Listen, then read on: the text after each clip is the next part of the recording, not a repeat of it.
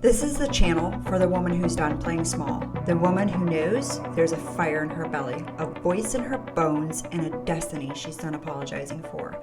If you're ready to unleash the woman you were born to be, hit subscribe and join the movement. I'm Leona Schrock, and let's rise together. Cheers to my nice green drink. Okay, so let's talk about 'tis the season of transformation and with the holidays coming up and how you are going to create the holidays of your dreams. This holiday season, you are going to transform, and I'm going to show you the core of truly, probably most likely what is happening within inside of you. So, the reason that you keep creating these things in your life that you really don't truly desire, or you keep repeating patterns, typically comes from core wounds of worthiness, betrayal, and abandonment. And self abandonment is huge if you grew up in a high cult religion. And one of the things, like, okay, let's go back to my holiday season with my family. I lost my mom, it's going on 3 years ago in January. And prior to that, we didn't spend holidays with my family much at all. There was maybe two families, two Christmases in the last 14 years, not on Christmas, but like Christmas time that I spent with my Amish family. And a lot of that was just because I removed myself from it, because I knew it was going to be this whole thing of, um, the way that they have their lifestyle and the way that I have my lifestyle, the way that they're raising their kids, the way that I'm raising my kids. Now, I do love my family, and we are not perfect by any means. In fact, my brother just confessed to my son the other week that he knows that I'm mad at him. And indeed, I was mad at him. Um, his son got married, and we weren't invited to the wedding. And my brother knows me, and he knows what my boundaries are, and he knows where I stand. He knows that I don't put up with this kind of shit. And I also don't put up with the kind of thing of like if somebody doesn't want to communicate something. And it wasn't upon my brother's choice. Hence the fact that I was not okay with it was the fact that he didn't come to me and communicate with it. In the meantime, also, my dad ended up in the hospital with, this has nothing to do with the wedding, just so you know, this is my ADHD brain trickling over here because I want to bring the whole lesson out of the holiday season and your dreams and why every time you get close or you say, yes, I'm going to create, like, I'm going to go pursue the dream and I'm going to make the dream happen, that shit hits the fan. And the next thing you know, you're back to square one. And it has nothing to do with the circumstances of life. It has everything to do with how we will abandon ourselves in that time. And it shows up in a very, it shows up in a way that you, a lot of times, are not even aware that you're doing this. So last week, my dad ended up in the ER because of high blood pressure. Now, my dad, who is obviously still Amish, my brother, who's Amish, my brother was in Florida at the time. I was getting a facial, so I didn't have my phone on me. And in that time, they tried to get a hold of me and they couldn't get a hold of me, clearly. So they called my son, and my son ended up going and getting my nephew and taking him up to the hospital. By the time that I got my phone and I called, I had like so many missed messages, phone calls. And so I called my son and he's like, we're literally 5 minutes away from the emergency room. Um, and I said, okay, well, it's high blood pressure. Now, understand there was two parts of me that were playing out here. And something that I am really working on with inside of myself right now is to set healthy energetic boundaries, because my default setting is to just do it, to just take care of something because it's so freaking easy. It's also a response a reaction that I have had to life since I was a child. I'm recreating the off button with inside of myself of my nervous system because I have been in fight and flight for so long. And going where I'm going isn't going to happen by me continuing to do showing up in life the way that I am. And whilst I have led my family out of the desert into the promised land, you could say, there's a lot more to happen here. In my business, in the house renovation business, building teams, becoming a millionaire, taking my podcast to the top 10. There's a lot. And so I'm on the phone with my son, and one part of my brain is like, just go up there, take care of it, because I am like a whippersnapper in the hospital. I'm a ball of fire. Like, you will not fuck around and find out with me, because I will have you dancing faster than you can even say your name because of what I've gone through with my middle one and having to navigate doctors and nurses. I'm truly thankful for all the doctors and nurses. And I also know that my family, coming from where they come from, there's typically a little bit of a different kind of treatment. There's a lot more of a like a relaxation. There's, because every time that I have shown up in the hospital, that one of my family members was in the hospital, my mom or my dad, the moment I walk into the room, everything shifts and shit starts hitting the fan. People start moving a lot faster. One is, yes, from the presence of, because now I know and I'm educated a lot more. And two is also because I'm not. And so part of me was like, just go up there, take care of it, make sure everything is taken care of. And the other part of me was like, I had a meeting scheduled with one of my mentors who's helping me in the business world, and he was waiting on me. And I'm like, you know what? Okay, this is not life or death. My son is literally 5 minutes away. Let's let him go into the ER and figure out what's going on. I will go over here to this meeting and we'll stay in communication. If it requires for me to go up, then I'll go up. I've never, ever, ever made a decision like this before. I was so out of character. It wasn't out of character. It was an alignment with me to not go save the day. And, but I also knew that I had this goal for me with my YouTube channel and with my program and with just a lot of different things that I have set in place to happen. And not that I couldn't make it happen if I went up to the hospital. I just knew this was an opportunity for me to step back, reflect, and respond very differently.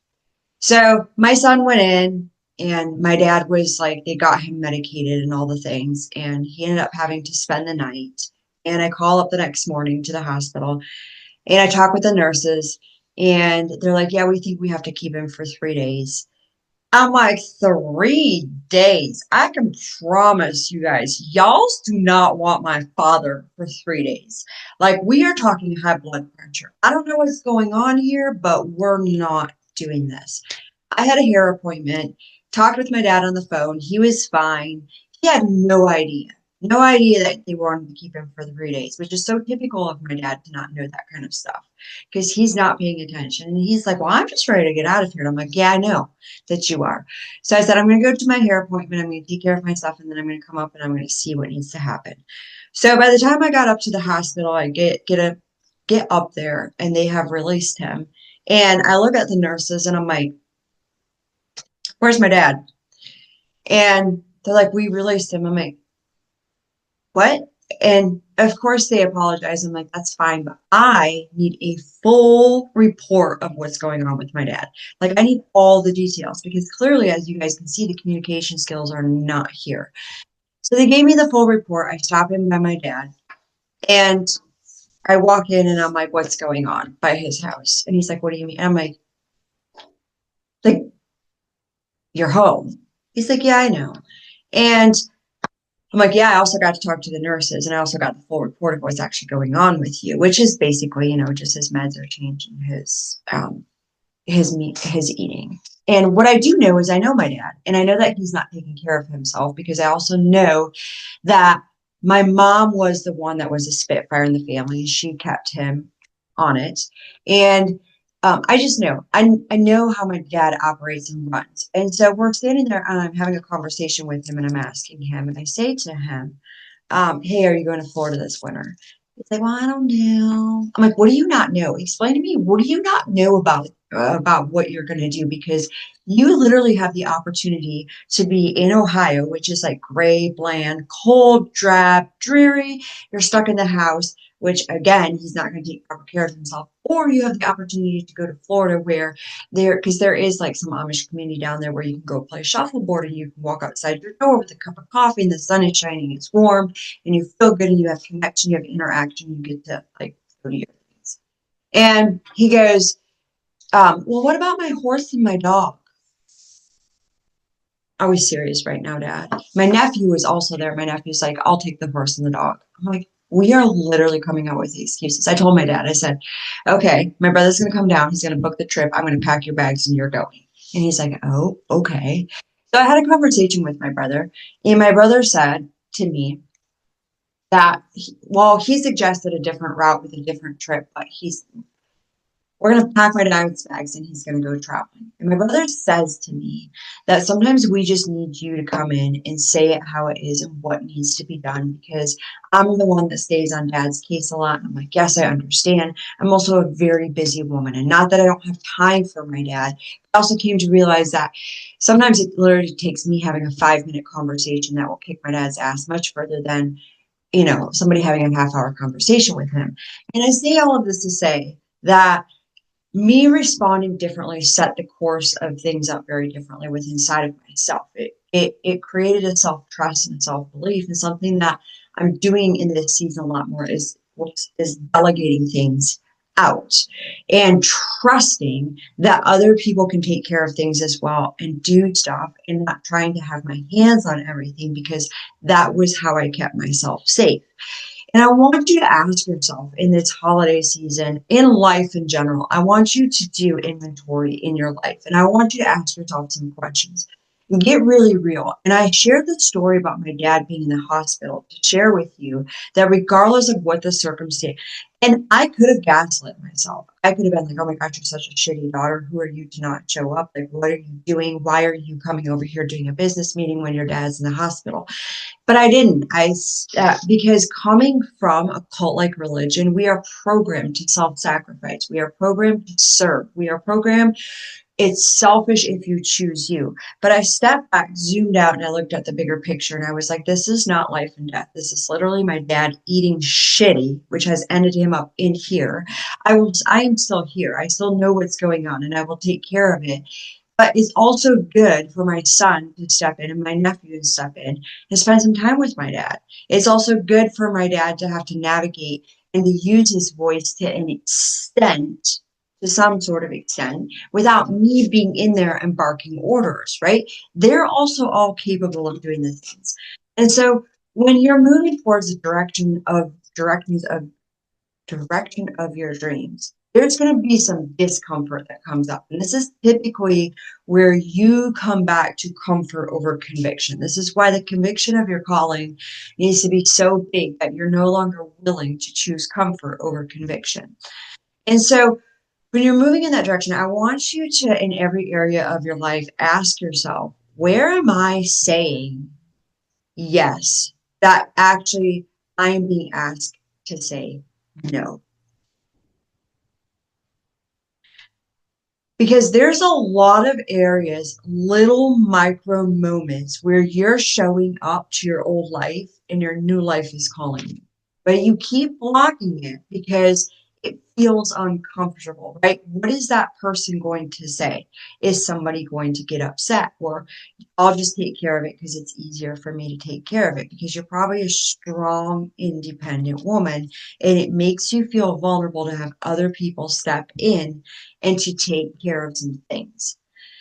The other question that I want to ask you is, because your dream is set up so beautifully that it's bringing out the version of you that God has designed you to be versus the version of you that you've been conditioned to be. So it's about safety, right? You're keeping yourself safe. That's why you stay in your comfort zone. So that version of you over here, because she is you, she's within you, and you're remembering her and you're connecting with her, and it's the peeling back of the layers.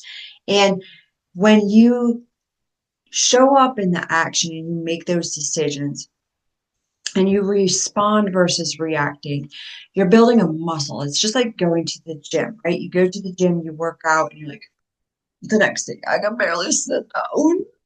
Oh, leg day. And I'm like, am I sure I have to go to the bathroom right now? Um, it's a muscle that you're building, so it's going to feel uncomfortable. But when you show up and you respond differently versus you reacting, you are in that time when you feel uncomfortable or you feel a discomfort, instead of going to get that hit of release, I want you to go within inside of yourself. And I want you to comfort yourself. I want you to reassure yourself because the little girl on the inside of you is feeling unsafe. And as you comfort her and as you reassure her and as you create safety within inside of yourself is when this muscle begins to build. It's when you are going to start showing up really, really powerfully and everything is going to start shifting in your life.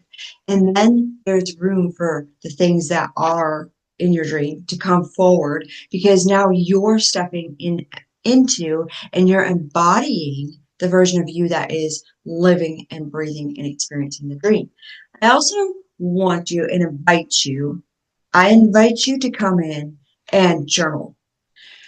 The version of you that is living the dream. What is she doing? What is she feeling? What is she saying? What are her boundaries? What is she okay with and what is she not okay with? And what do her days look like? Because something that also happens a lot of times is like, okay, I know I want to build this dream life, right? But we don't know where we're aiming for. You can't hit the target if you don't know what you're aiming for. And she's within you, so you connecting with inside of you and you choosing to show up with her every time that you are confronted with circumstances, because your circumstances are literally an opportunity for you to show up. And because the moment that you set that intention, the moment that you set forward those dreams, everything is going to start moving towards to bring it towards you. And typically what's going to happen is you're going to be confronted with a lot of things that peel back and bust open your old identity. And you're going to go into a tug of war. And I want you to get really aware, really grounded, really regulated. Do the nervous system work. Get my EFT tapping in my Instagram bio. Get my meditation. Get in my program. Go on YouTube. You can go on there. Brad Yates is a really good EFT tapper. Do breath work. You have the tools all around you. Of course, working with me one-on-one is going to elevate it even higher and deeper because when you're in a one-on-one container with somebody or you're in a mastermind with other women, you're in the frequency of it, you're in the energetic space and you're called forward and you're held accountable. But in the meantime, and also I highly suggest start learning how to move like this because you keep negotiating yourself right out of your dreams. But in that, I want you to start embodying her. And how you start embodying her is to make those decisions, set those boundaries. For example, some of the boundaries that I have in my life right now is, and I understand not everybody's in this season, right? But I am running 2 businesses and a household. Unless somebody is dying or the house is burning down, my day is not going to be started for somebody else before 9 o'clock, and after 5 o'clock, I'm off the clock. And it's a non-negotiable because I had to find my off button because it wasn't there. And the beginning when I was doing it, it felt so uncomfortable. My anxiety skyrocketed. I was like, why am I having anxiety? I typically don't even have anxiety anymore.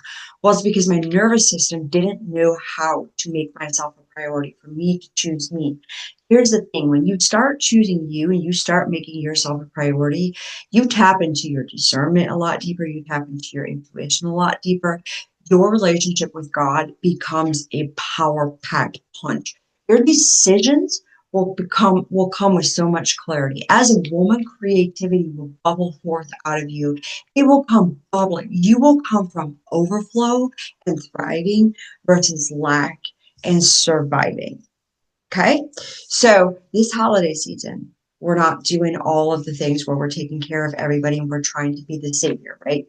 You're going to save you within you. And along that, you're going to show everybody else what a powerhouse you are, which is going to create the shift in your bloodline and change the generational curses. Okay. So until next time, remain untamed and unchained and live your life totally unhinged.